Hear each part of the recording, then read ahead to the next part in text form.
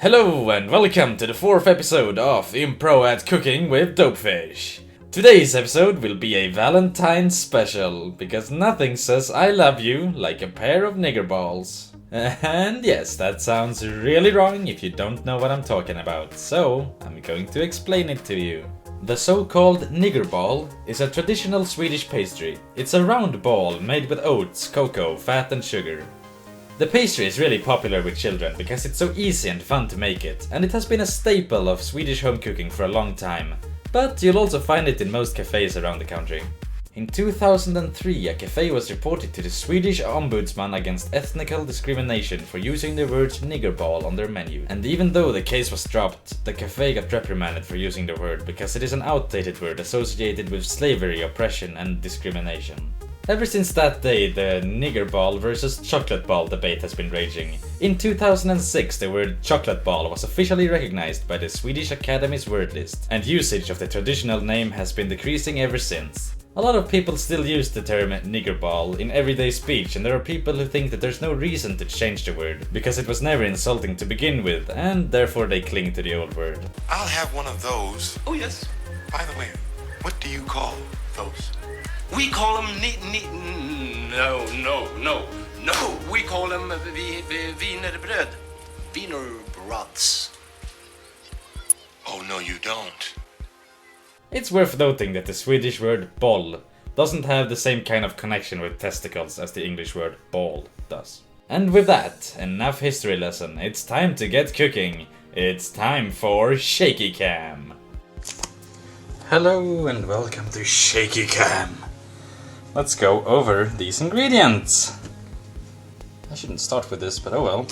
Here we have some hazelnut cores. They're just hazelnuts. We have some shredded cocoa. Wait, no, not cocoa. Shredded coconut.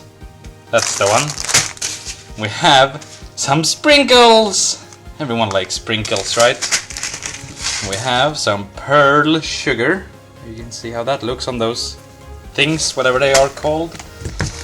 We have some cocoa, and not coconut, but like the cocoa beans stuff, that stuff. Right, we have some oats.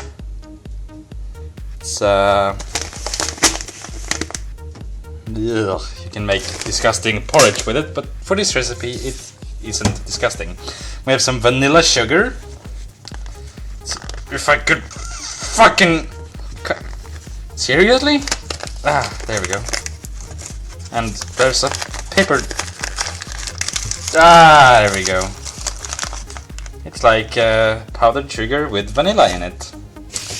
We have some butters, regular old butter, and we have some sugar. Apparently this sugar is not called caster sugar. As I said in a previous video, this is granulated sugar. Good, now we've cleared that out. And yeah, that's all you need except for a thermos. Well, a thermos filled with... I can't open this with one hand.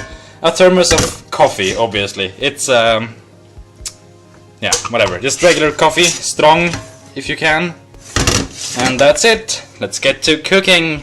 Into a bowl, you'll want to mix a deciliter of sugar with about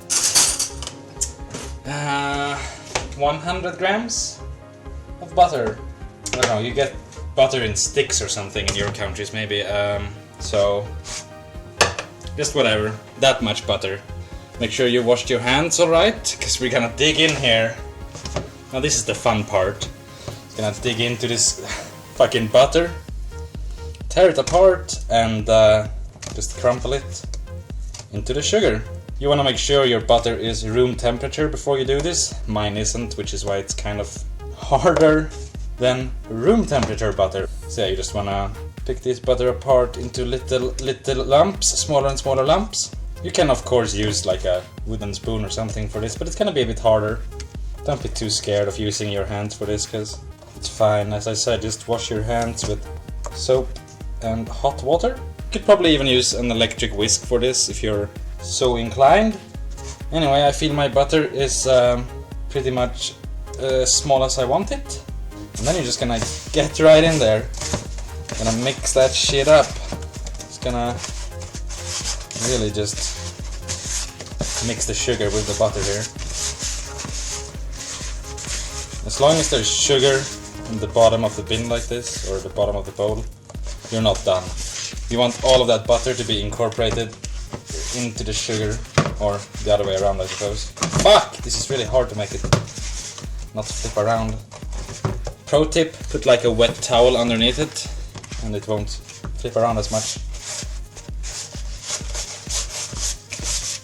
Or just hold it with one hand. That's also a good idea. See, the sugar is almost all gone. Our butter has grown significantly from what we put in. It's getting all that sugar in, and it's really airy and nice. There you go. Now we have the beginnings of our little dough. I'm not sure it's called dough, but you know what I mean. It's butter and sugar. And go ahead and wash your hands, unless you want to get your packages dirty. Right, we're going to add in our oats. We're going to add around 3 deciliter. That's for 1 deciliter of sugar, so adjust accordingly. I think a cup is like 2.5 deciliters, just for your informations. Right, so we have our oats in there. Then we're going to add the secret ingredient, which is our vanilla sugar. And we're going to add slightly more than 1 tablespoon of the vanilla sugar. And our next ingredient is the cacao. Cacao, you know what I mean. Cocoa is like the heart of this. Going to add double the amount of cocoa compared to vanilla sugar, so about 6 of these little teaspoons. And there we have it. Now we're going to have so much fun again. We're going to get our hands back in there. So again, make sure you washed your hands.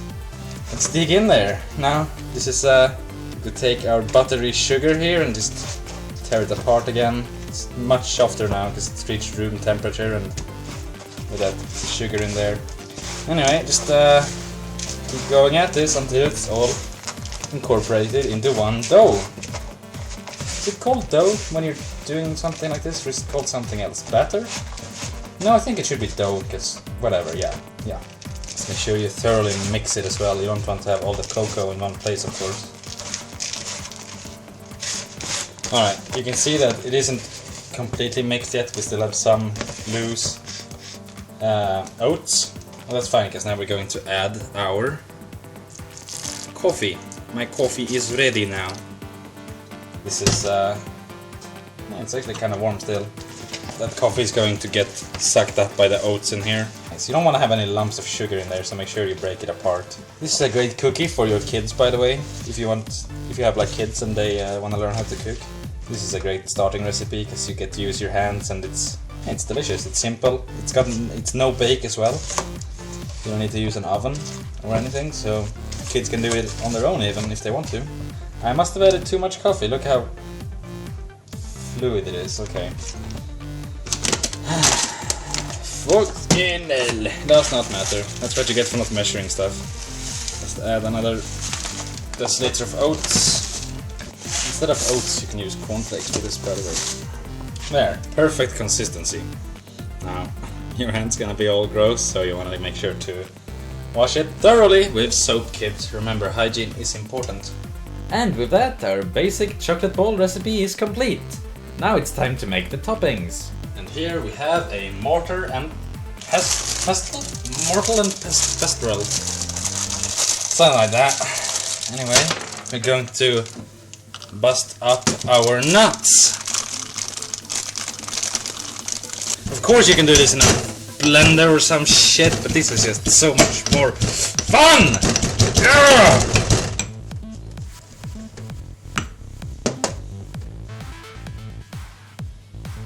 Perfect. You have some larger chunks. Of course you can make it smaller if you want to. Let's transfer these to a bowl. In a different bowl, we're going to add a bit of this shredded coconut. Now this is the classic shredded coconut. It's really good. Some people don't like coconut, but those people are stupid. Put that aside. I'm gonna do one with pearl sugar. And lastly, and definitely least, we're going to do one with sprinkles. These smell really good actually. Jesus God, I want to eat some now. Sprinkles. Alright, so we have our nigger and we have our toppings, so it's time to roll it into nigger balls and then into the topping. So just take some of the dough and just roll it up like you would a meatball or whatever, and then just roll it through the toppings. If you haven't understood it yet, by the way, of course you are not going to use all of these toppings. Pick one, I'm just giving you some examples of what you can use here. And of course you can improvise and use something else if you want to. There's also a really popular variation of this Swedish chocolate ball which adds arak instead of coffee. Arak is an alcoholic beverage from somewhere in the Middle East, Iraq I believe. Yeah, it adds a really different kind of flavor to the chocolate balls. It's really tasty.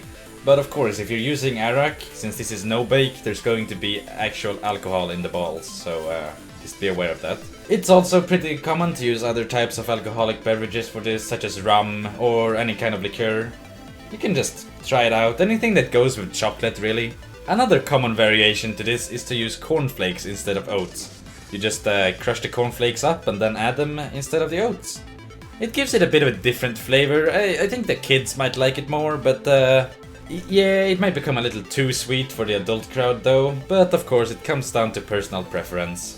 Alright, once you have all your balls rolled and topped, we're going to put them in the fridge. Now, you could eat them straight away, but they're gonna like melt in your hands and just, no, it's not gonna be as good. Just put them in the fridge and they'll stiffen up a bit and it will be gorgeous and delicious. Of course, you want to serve this with some coffee. If you're Swedish at least, otherwise maybe you can have a soft drink or something with it, like Americans do, fucking Americans. Alright guys, that's all for today. I hope you enjoyed this Halloween, wait a minute, Valentine's special episode. Of course, this is not really appropriate Valentine's food, but what you gonna do, it's still fun to make. Alright, so just let me know in the comments as usual what I did wrong, what I did right, what I can improve, etc. I tried a little bit of a different format today. There's not as much voiceover. I talked more when I was actually recording it and used that voice. So let me know what you think about that. And yeah, have a happy Valentine's Day, everyone. Bye bye. And what the fuck do I do with all that shit? Fuck, no, wrong door. Fuck. Fucking. Ah, fuck! Yeah, piece of shit. Mmm.